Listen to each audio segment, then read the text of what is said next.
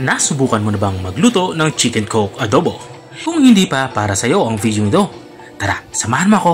Magluluto tayo ng chicken coke adobo. Simulan na natin ang ating pagluluto. Una gagawin natin dito ay magpapainit tayo ng mantika. Kapag uminit na, maglalagay na tayo dito ng bawang. Isusunod na din natin itong ating sibuyas. Bali, ang gagawin lang natin dito ay papalabasin natin yung aroma ng ating dalawang sangkap panggisa. At kapag ganito na tsura niya na tosta ito ng bagya, lumabas na yung aroma, ay ilalagay na natin itong ating chicken. Ang ating chicken naman ay minarinig ko na ito sa toyo at saka pamintang durog para manuot na yung lasa dito sa ating karning manok. Ang gagawin lang natin dito ay isisir lang natin ito hanggang sa magkulay light brown ang balat ng ating nilulutong karning manok. At kung nanonood ka pa rin hanggang dito sa parte ng aking video, ibig sabihin ay interesado ka sa aking niluluto. Baka pwede mo naman i-comment kung taga saan ka para alam ko kung hanggang saan umabot ang aking video. At balik tayo dito sa ating nilulutong ulam. Naglagay na nga din ako dito ng mga pampalasa. Nilagyan ko ito ng chicken cube. Saka naglagay din ako dito ng pamintang durog, saka itong dahon ng laurel. Makakatulong yung dahon ng laurel para mas maging magmango yung ating nilulutong ulam. At dito nga sa parting ito ay inilalagay ko na itong ating pinagbabaran para hindi naman masayang. At maglalagay na din ako dito ng ating gulay. Meron nga tayo ditong patatas. Isasabay ko na din ito.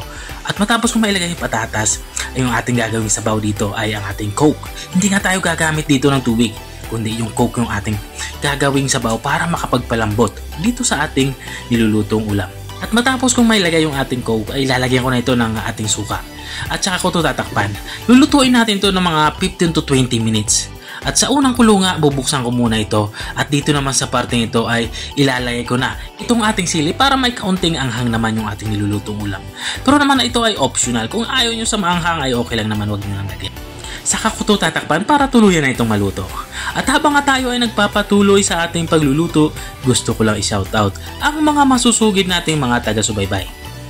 Big shoutout nga kay Ma'am Ami PB Bar ng Kamalig Albay.